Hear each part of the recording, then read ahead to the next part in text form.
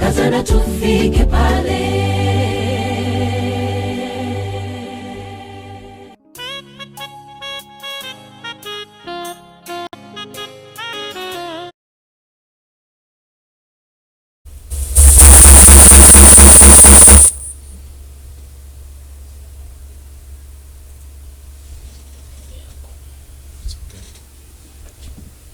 Haleluya, haleluya, haleluya. Basi ninachukua hii nafasi nimshukuru Mungu, ni kwa sababu ya wema wake. Kumshukuru Mungu ni kwa sababu ya fadhili zake ambazo zimekuwa mingi katika maisha yetu. Na pia kumshukuru Mungu ni kwa sababu ya mchana mwema kama huu, mchana wa kipekee, mchana ambao kuna wengine ambao walikuwa na tamani wauone, mchana ambao kuna wengine ambao walitamani wakaweze kufanya kazi zao, mchana ambao wengine walitamani wakaweze kuwa uhai lakini hawajaweza. Kuna wengine wako hospitalini, kuna wengine wanaongezewa uhai kupitia mipira ya maji na damu, kuna wengine wamekufa. Lakini tunashukuru Mungu kwa sababu sisi tupo, ni kwa sababu ya neema zake Mungu. Tuko ni kwa sababu ya mkono wa Mungu. Wakati ambapo unapochikuta ya kwamba wewe ni mzima na uko uhai, usione ya kwamba ni kawaida. It has taken the hand of the Lord to be the way you are. It's not normal. It's not by accident. It's not by a chance that you are the way you are, but because of the grace of God. The grace of God which is sufficient every now and then. I thank God for this day. It has been a long time, the time when I was here. And I thank God because of his protection. He has been protecting, he has protected me. He has protected my family. And he also has protected you. And he has protected the family, the body of Christ. I thank God because of this day. This is a day that the Lord has made for us, so that we may be glad and rejoice in it. The Bible says this is a day that the Lord has made for us, so that we may be glad and rejoice in it. It does not matter how situations are. It does not matter how things are. But I know that God is so faithful. God is so faithful. I know he has a good plan for your life. Nimepotea sana kwa sababu ya mambo mengi ya huduma, na pia nilikuwa na matanga ambayo ilinipata last month. Nilipoteza ndugu yangu yule mkubwa, na tukaenda tukamsindikisha vizuri sana. So nashukuru Mungu ni kwa sababu ya vile Mungu amekuwa mkuu na amekuwa mwaminifu katika maisha yetu. Nataka nichukue nafasi niwakaribishe wapenzi wangu wa Simba Next Radio, sauti ya mwananchi, mahali popote mlipo. Nataka niwakaribishe ili tukaweze kujumuika pamoja katika hii neno la Mungu. Biblia nasema ya kwamba mwanadamu hataishi ni kwa sababu ya mkate tu. Mwanadamu hataishi ni kwa sababu ya chakula, lakini mwanadamu ataishi ni kwa sababu ya kila neno litokalo kwa kinywa cha Mungu. Nashukuru sana kwa sababu ya fraternity ya Simba Next Radio kunipatia nafasi kuingia katika studio hii. Ni studio ya kimataifa. So karibuni sana. Siku ya leo kuna neno ambalo Mungu amenipatia, na ninajua kwamba ataenda kutunenea, na ninajua kwamba maisha yetu hayatabaki the same again. The Bible says He sent the word, and His word healed them. The time when God sent His word, the word will heal your life. The word of God will heal your destiny. The word of God will heal your works of your hands. The Lord, He will heal your family. The Lord, He will be with you in every area of your life. Biblia nasema ya kwamba Yesu akasema, na nyinyi mmekuwa wasafi ni kwa sababu ya kila neno nililowaambia. So neno la Mungu siku ya leo litufanye sisi kuwa wasafi. Neno la Mungu likufanye kiumbe kipya. Neno la Mungu lifanya mambo makuu na ya ajabu katika maisha yako, kama vile Isaya 55 mstari wa 11, kama vile mvua ishukavyo kutoka juu mbinguni mpaka katika ardhi. Hiyo ndio neno la Mungu lilivyo. Mungu atalituma neno lake na mrudie bure. Lazima hiyo neno likaweze kufanya vile Mungu alivyolitumia. Siku ya leo ni tarehe 6 mwezi wa 11. Ni mwezi mwingine ambao Mungu ametupatia. Ni mwezi ambao Mungu ametukirimia. Ni mwezi ambao ninajua kwamba Mungu anayo mipango mizuri ni kwa ajili ya maisha yetu.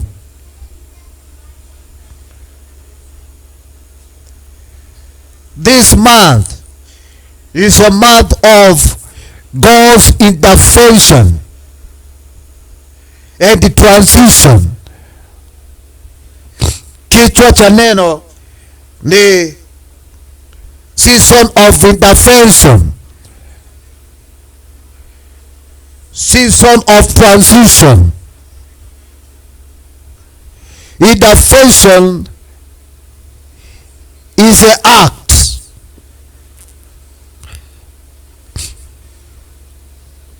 This is an act the time when you are facing situation, tough situation, and somebody more powerful come and assist you.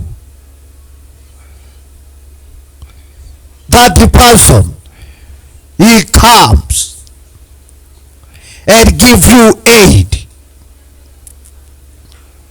The time when you are in the darkness vision, God sent somebody who is powerful, and he come to help you. Nimekuja ni kuambia kwamba siku ya leo, wacha Mungu atume, wacha Mungu atume msaidizi katika maisha yako. Wacha Mungu atume. Kama Mungu atatumana, Mungu wacha akuje. Let God intervene into your life. Let God intervene in every situation which you are encountering in your life. In every tough situation, in every thick cloud you are encountering, let God come. Mungu anakujanga katika dakika za mwisho. Wakati mwanadamu amekata tamaa, wakati mwanadamu anaona ya kwamba umefika mwisho, ndio wakati ambapo Mungu anapoingilia kati.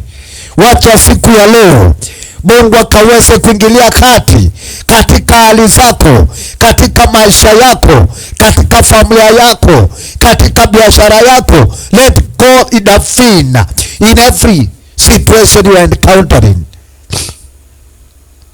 The Bible says, with God, everything is possible.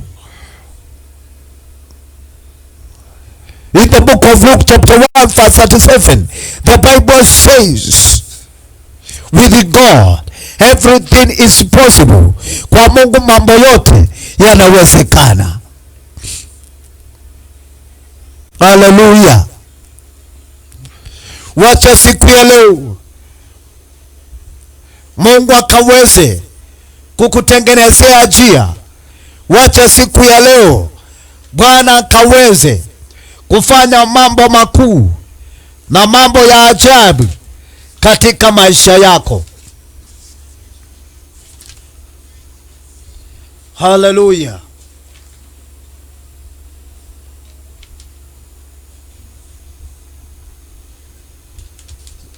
Leo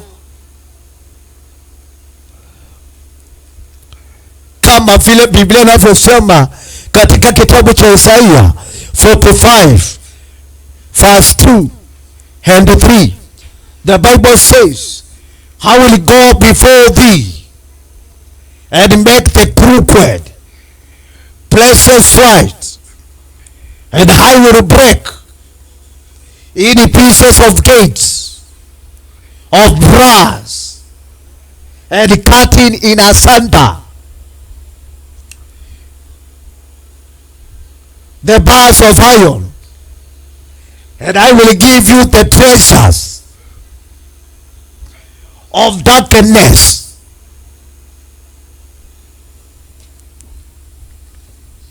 hallelujah,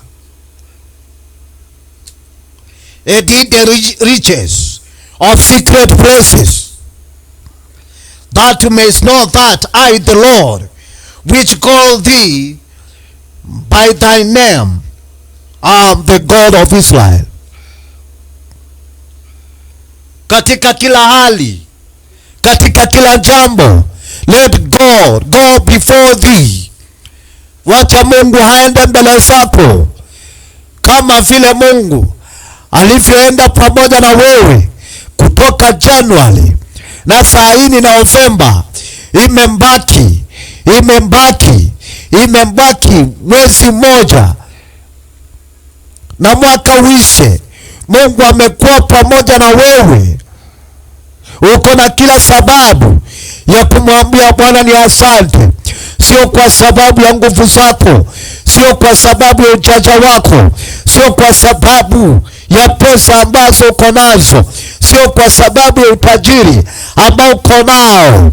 Biblia inasema ya kwamba Zakaria 4:6, the Bible says, not by power, not by might, but for the Spirit of God.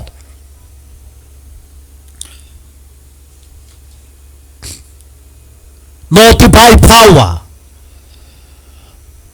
nor by might, but for the Spirit of God.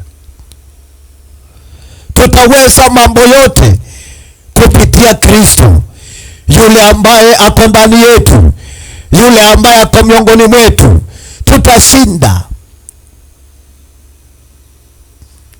Let God go before thee as the way God went before the children of Israel.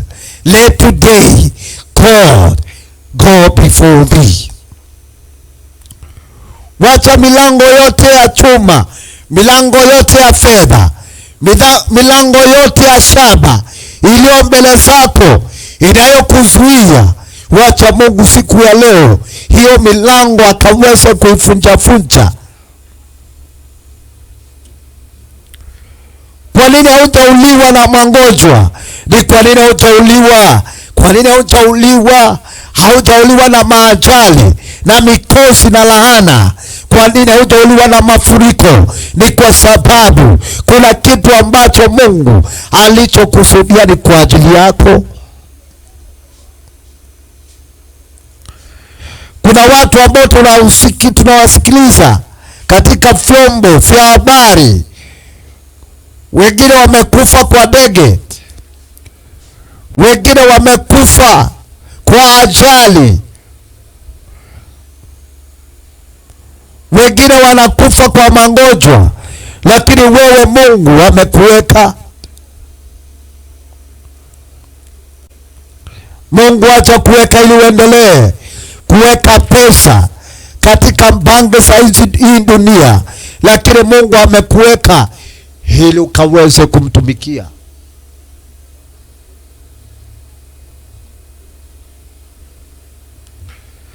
Siku ya leo, let God intervene in every situation.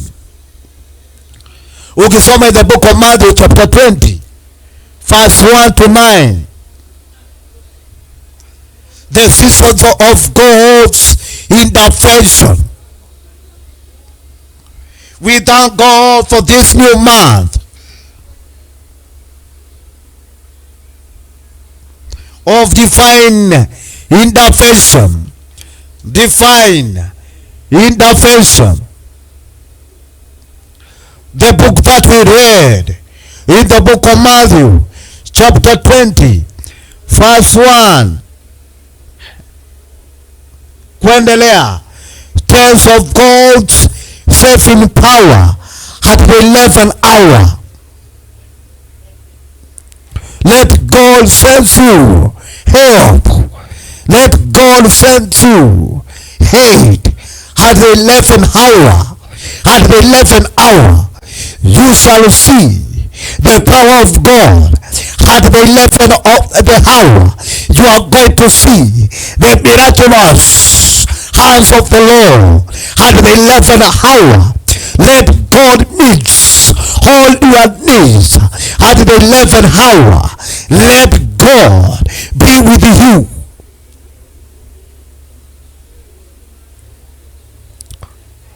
The time when your friends, wakati ambapo marafiki wako wamebadilika hata kuwa maadui. Oh my God, Mungu anakujanga at the 11th hour. At the 11th hour, wakati wanadamu wanakosa kukusaidia, wakati wanadamu umewachokesha, Mungu anakujanga at the 11th hour. Let God come at the 11th hour. Let God today come at the 11th hour in the mighty name of Jesus Christ, the Son of the living God.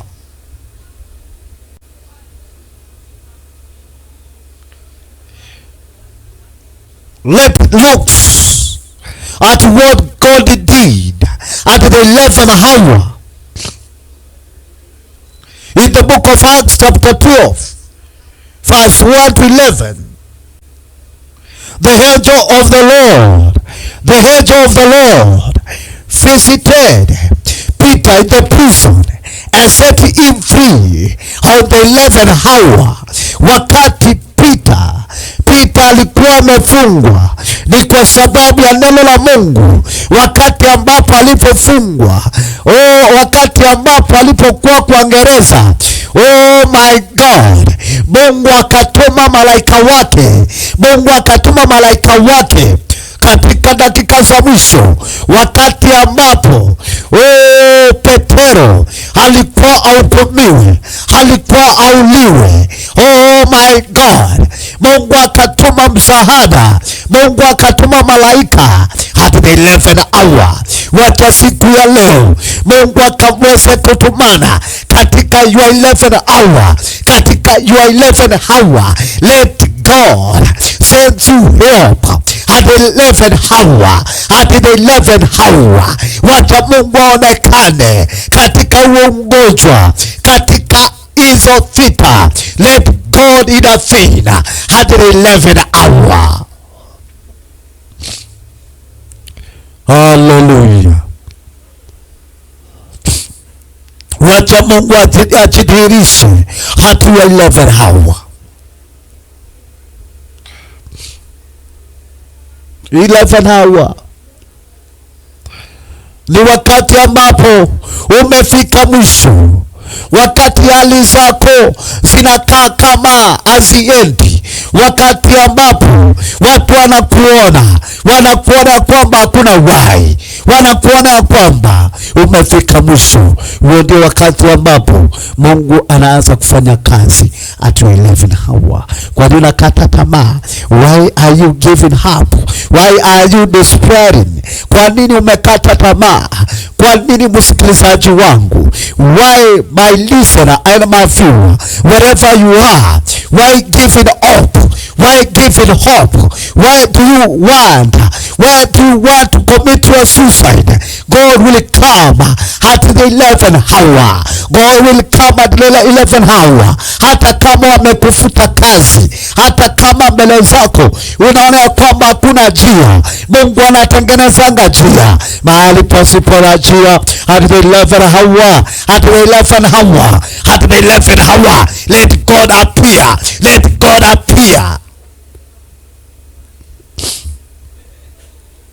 The angel of the Lord visited Peter in prison and set him free on the 11th hour. Let God set you free. Let God set you free. Wherever you are being captured by the devil, by the Satan. Let God today set you free. The Bible says, wale ambao Yesu ameweka huru watakuwa huru kabisa. Let God set you free.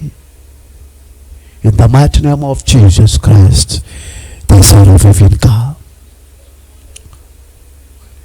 This means the power of the Holy Spirit ignites. The power of Holy Spirit ignites. The power of Holy Spirit ignites.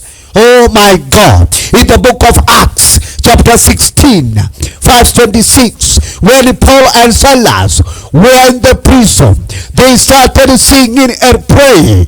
There was an earthquake that came suddenly at the 11th hour. The time when Paul and Silas were in the prison. Oh my God. The time when Paul and Silas were in the prison. They were being taken in the prison. Oh, wakiwa in the prison.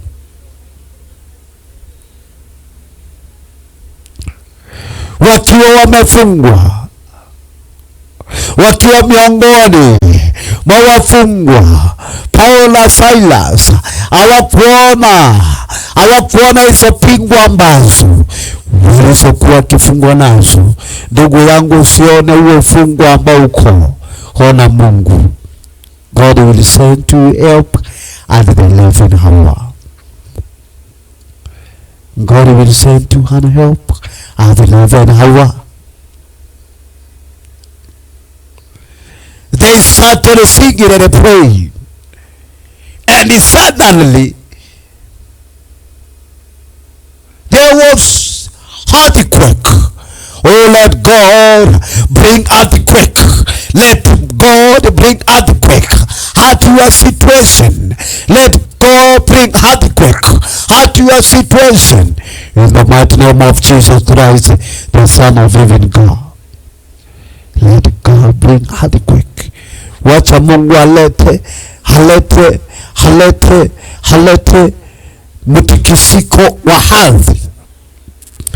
Wakati Yesu Kristo alipofufuka, Biblia inasema ya kwamba kulikuwa na mtetemeko wa ardhi. Wakati ambapo mtetemeko wa ardhi unapokuwa katika nchi tofauti katika ulimwengu kama Indonesia, hizo nchi za Middle East, earthquake, mtetemeko wa ardhi unaangusha mangorofa. Mtetemeko wa ardhi kama kwa mashua, kuna watu ambao ama katika meli watu wanasafiri, watu wanakufa. Mtetemeko wa ardhi. Wacha Mungu alete mtetemeko wa ardhi kwa maadui wako. Mungu alete mtetemeko katika hali ambayo uko siku ya leo. Katika jina la Yesu ninakutangazia mtetemeko wa ardhi, mtetemeko wa ardhi, mtetemeko wa ardhi, mtetemeko wa ardhi. Siku ya leo kuwa na mtetemeko katika hali ambazo unazozipitia katika jina la Yesu Kristo.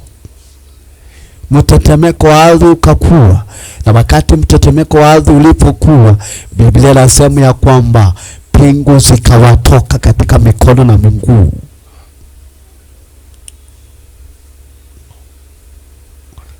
It symbolizes the recovery of all. Despite of time, the Lord ensures that you have it full. The Lord assures you that you have it full. It symbolizes hope and faith. Even though something may seem to be dead, God can appear anytime and bring sudden change. Let God appear, and what you are facing, let it disappear in the mighty name of Jesus Christ, the Son of living God.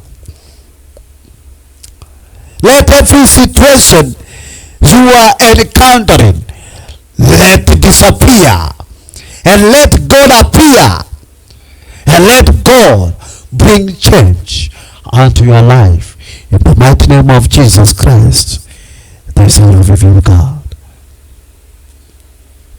Hata kama hali zako zinakaa kama zimekufa, wacha Mungu akaweze kuleta vitu vikaweze kufufuka.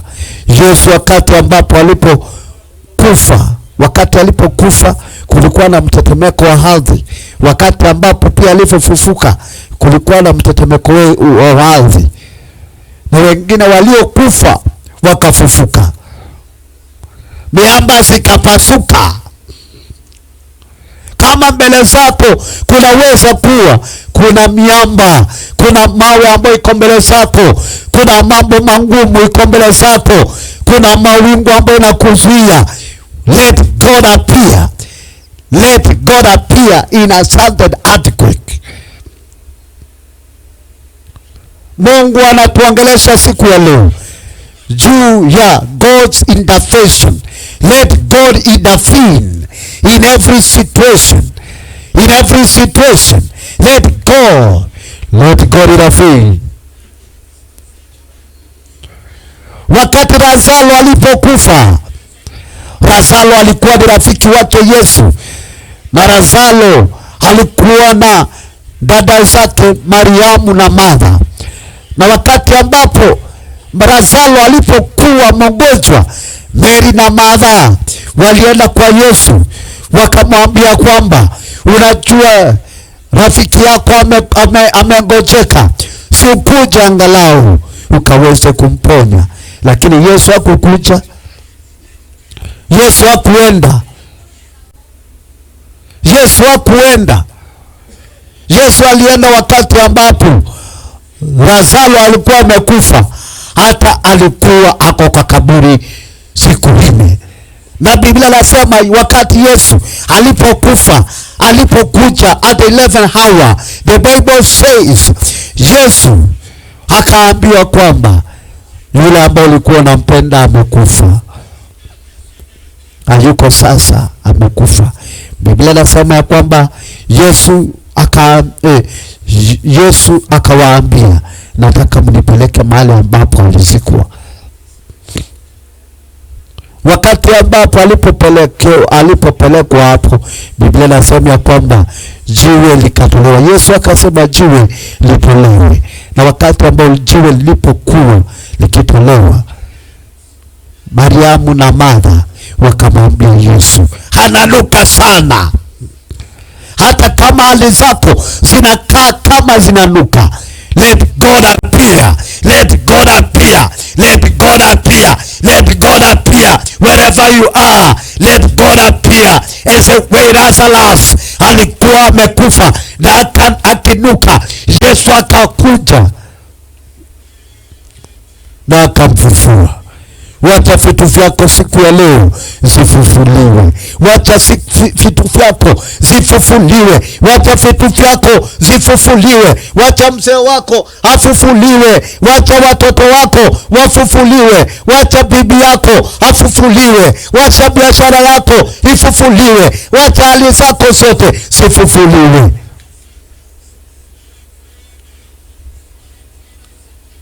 Your delay has been for the glory of God. Hopefully, you remember the story of Jesus and his friend Lazarus in the book of John chapter 11, verse 25 to 39. Ni wakati ambapo Yesu alilia. Jesus wept. In the time of Lazarus. Na watu wakasema, can you see the way he loved him? Ebu angalieni jinsi ambavyo alivyokuwa amependa Lazarus. Ebu angalieni vile ambavyo alivyokuwa akipenda Lazarus. Hata kama hizo situation ambazo uko, haimaanisha kwamba Mungu anakuchukia. Mungu anakupenda. Mungu anakupenda. Mungu anakupenda. Mungu anakupenda. Katika hiyo hali ambayo uko, Mungu anakupenda. Mungu anakupenda. Mungu anakupenda. Nimekuja nikuambie, God loves you as a way he loves Lazarus. God loves you. Jesus loves you. Jesus loves me.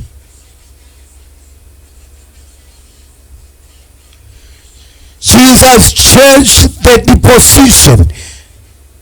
deposition and the composition at the 11th hour. At the 11th hour. In the book of 2 Kings, chapter 13, verse 21. In the book of 2 Kings, chapter 13, verse 21. The Lord of 11th hour was able to give life again to the dead.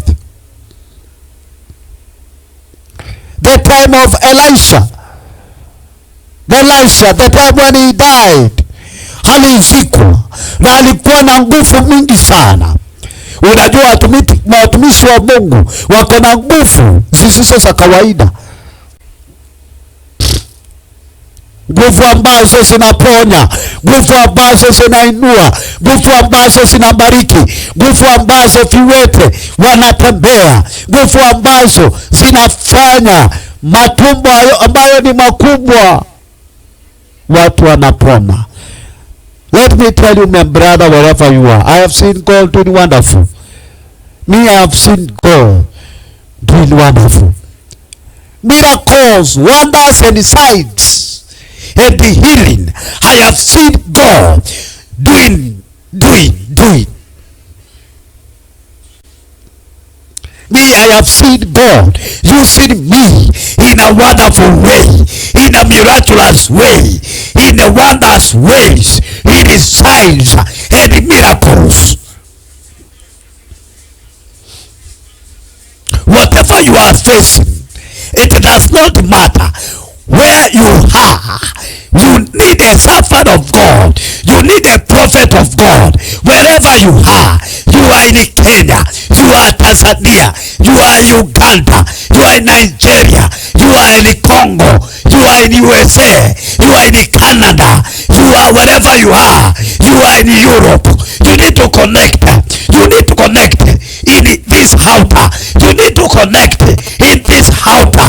I have seen people be delivered. I have seen God helping people. I have seen God doing wonders. I have seen God doing wonderful. I have seen God. Nimeona Mungu akinitumia kwa njia kubwa. Nimeona Mungu akifanya mambo makubwa. Hata siku ya leo Mungu anaweza kukutendea. Usiende kwa waganga. Hallelujah. Come, connect with this altar. My number, they are there in the screen. Connect. Support this work. Hallelujah. Support this work. I do usually tell people, we serve the Lord the time when you are alive. Serve the Lord the time you are alive. And say, where you are alive now, can you serve the Lord? Serve the Lord. Yule ambaye amekufa, hata kama akona mamilioni, akona matrilioni, akona pesa mingi kwa banka, anaweza kumtumikia Mungu? Hawezi. Lakini wewe, God has given you opportunity. Why don't you serve the Lord? Why don't you serve the Lord?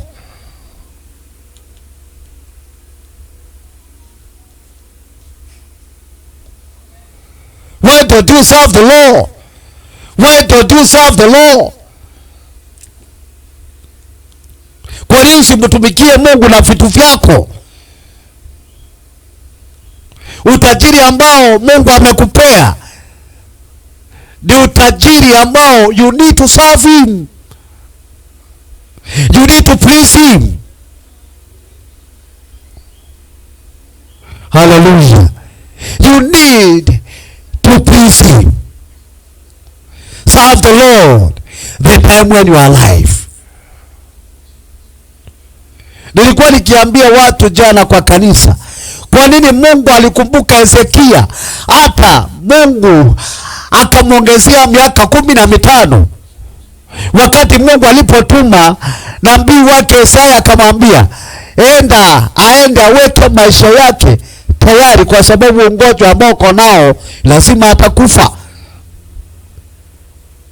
Hezekia wakati aliposikia hivyo, alingeukia ukuta. Aliambia familia yake anakufa, na akangeukia ukuta, akaanza kumkumbusha Mungu matendo mazuri ambayo ametenda. Vile alivyokuwa akimtolea sadaka, vile alivyokuwa akimtolea fungu la 10, vile ambavyo alivyokuwa akitumikia wajane, mayatima, vile alivyokuwa akijenga makanisa. Tunasema siwezi mtumikia Mungu. Tunasema hata wewe toa sadaka, ili pesa zako upeleke Chundwe Zoom, upeleke mayatima. Kufanya hivyo ni vizuri. Hiyo ni helps giving. Ama hiyo ni charity. But you need to offer. You need to serve the Lord with your offering. Kama mimi leo sijaenda kazi, hata jana sikuenda kazi, nikifanya kazi ya Mungu, na mahali ambapo ninapoenda, people they support me. Can you see? To be in this altar,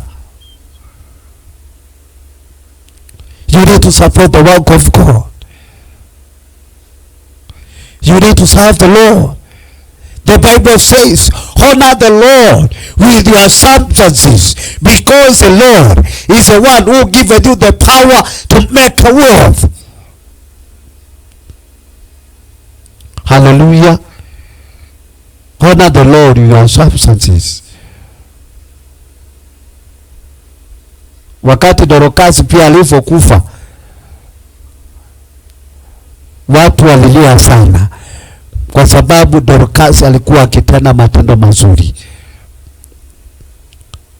Wewe umetenda matendo mangani?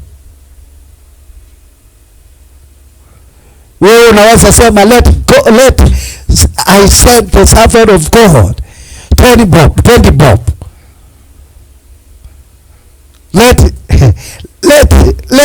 Let me support him. Hii kazi ya Mungu tunafanya bure, hatulipishi, lakini kazi ya Mungu iko na gharama. Vipindi hivi lazima zinalipiwa. Stima hii inalipwa. Watu ambao wanafanya kazi hii studio hawakulangi mchanga ama matope. They need your support. Usikue hata unafurahia sana wakati ambapo mtu ako uhai, hata uwezi hata mbai ya chai ya 50, lakini wakati ambapo amekufa ndio unaleta 10,000. Unaleta ya nini? What are you bringing? Unaleta ya nini? Unaleta ya nini? What for? Hallelujah. Hata saa hii Mungu alifungua chengine, hata niende KBC, and I need people to support. I need people to support me. Hallelujah. We need people to stand with the Simba Next Radio. Wherever you are, can you support the work of God? Hallelujah. Matthew chapter 10 verse 40, the Bible says, Yesu akawaambia, mahali popote mtakapoenda, yeyote ambaye ataweza kuwapokea kwa kikombe cha maji baridi, yeyote awapokeaye nyinyi anapokea yule ambaye amewatuma.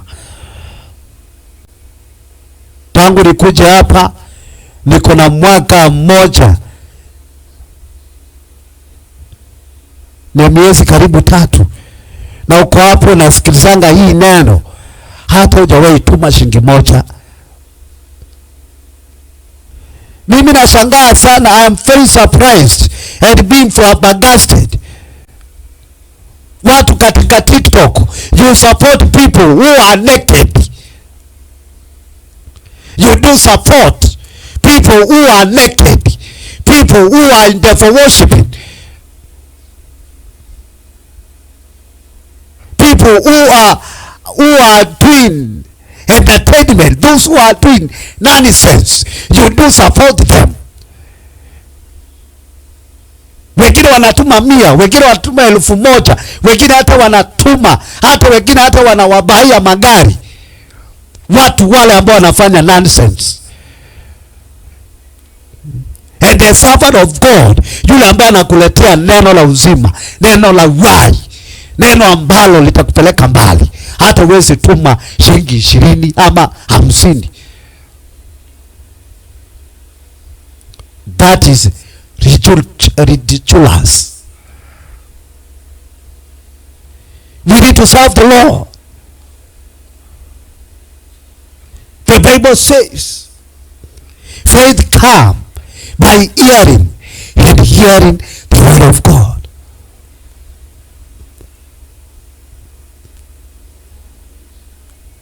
My listeners and my viewers, wherever you are, usifurahie wakati ambapo unafurahia watu wakifanya dhambi, lakini wakati ambapo wanapotenda mazuri, you cannot support.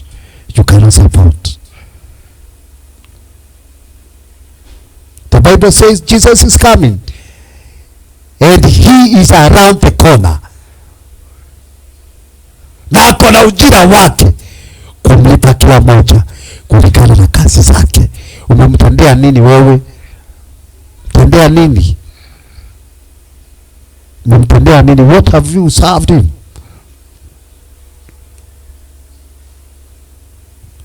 The Bible says wakati Elisha alipokufa, mtu mmoja mwizi alikuja akazikwa hapo mahali ambapo Elisha alipokufa.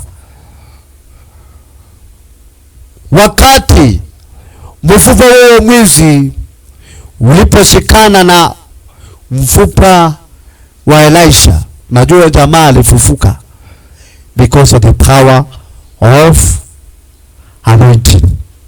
Anointing breaks the yokes. The book of 2 Kings chapter 13 verse 2.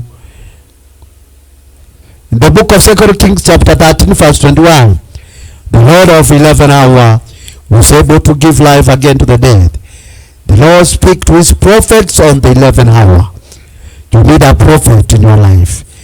Ezekiel chapter 26 verse 1. And Ezekiel chapter 29 verse 17. Zechariah chapter 1 verse 7. Deuteronomy chapter 1 verse 3. Children of Israel were also delivered from the bondage on the 11th hour.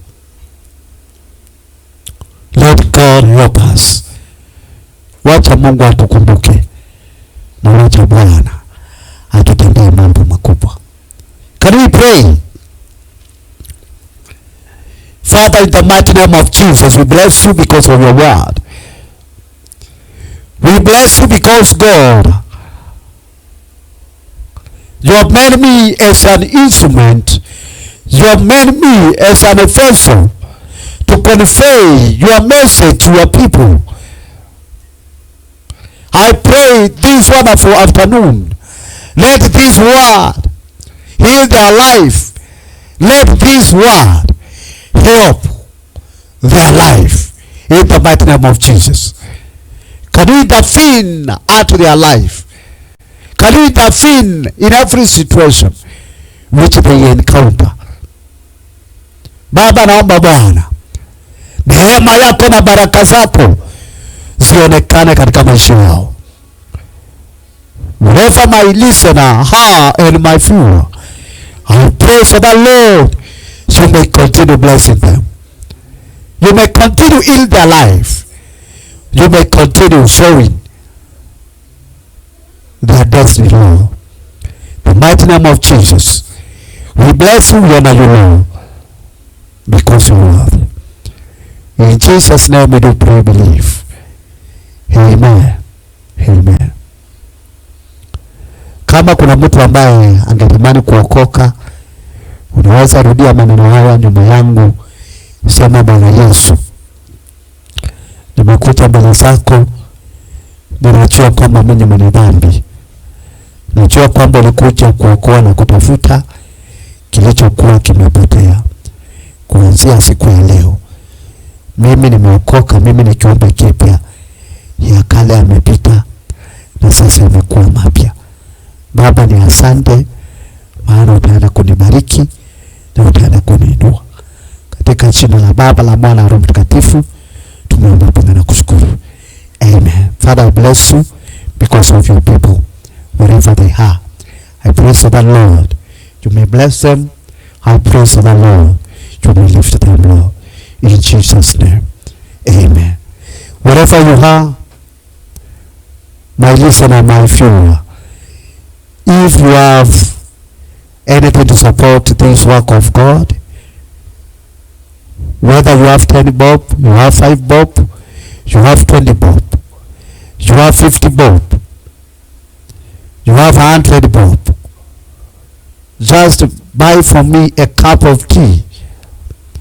Just buy for me a lunch. wherever you are, you can support the work of God. My number is there in the screen. And if you need, you can, I want to alter it in the family. It's just 0723 028 249. 0723 028 249. You can support the work of God. The Bible says, blessed is a man that giveth than the one that receiveth. The Bible says, the book of Luke chapter 6 verse 38,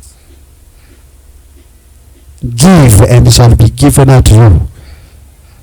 The cup which you measured people with is a cup which you are going to be measured.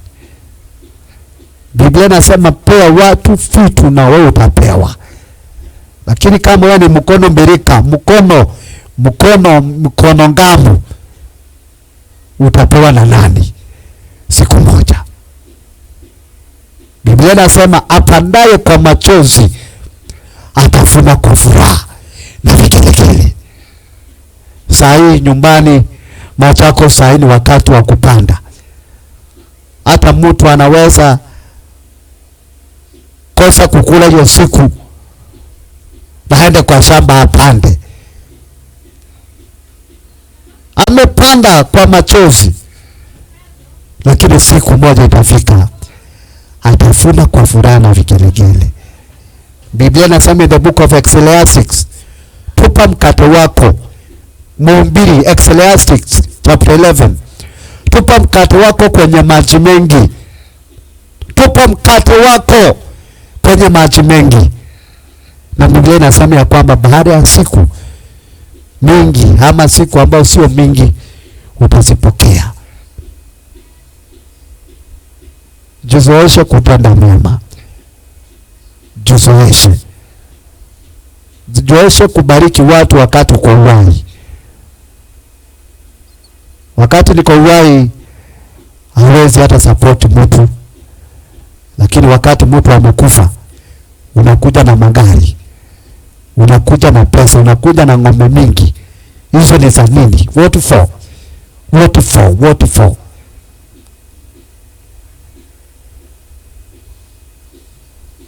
Uko na watu hapo karibu na wewe, wengine wanalala na njaa, na uko na pesa, uko na uwezo. Chakula unakula, zingine unarusha kwa dustbin. Na hapo uko na jirani, huwezi msaidia. Na wakati anapokufa unakuja na unafiki. 44 unamletea 10,000 ya nini? Unamletea nini na marafiki wako? 44. Nasikia saa hii nikiwa na hasira mingi sana, kwa sababu ya vile watu wanavyofanya. People, they are not doing what is good. Na watu wanafurahia yale mambo mabaya, lakini yale mambo mazuri watu hawataki. Wacha Mungu atubariki. Sasa kuendelea sana nisichome studio. Hallelujah. Kanisa ni Zion Fellowship Church International. Tuko pale Kayole Matopeni. Tunakuanga na Bible study on Wednesday kuanzia saa 9:30 mpaka saa 11. Ukinihitaji for guidance, counseling, for prophecy and for your miracles and wonders, usiende kwa waganga, ama usiende Tanzania, usiende Kongo. Kama unahitaji msaada, piga hiyo namba, utasaidika. Na Mungu atatubariki, na Mungu atatuonekania. So nawapenda sana, na pia tuendelea kuombeana katika kila jambo. Na Kama nimekukwaza, don't know, naweza kuwa nimekukwaza kwa njia moja ama nyingine, lakini tu Mungu acha atusaidie. Lakini kwa sababu hiyo neno la Mungu acha lifanye kazi katika maisha yetu. So wacha Mungu atubariki na wacha Mungu atuinue. Shalom, shalom, shalom. Thank you very much. Thank you. Hallelujah.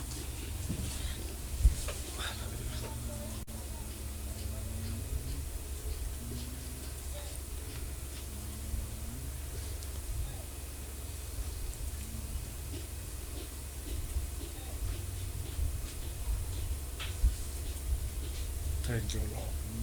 Thank you, Lord.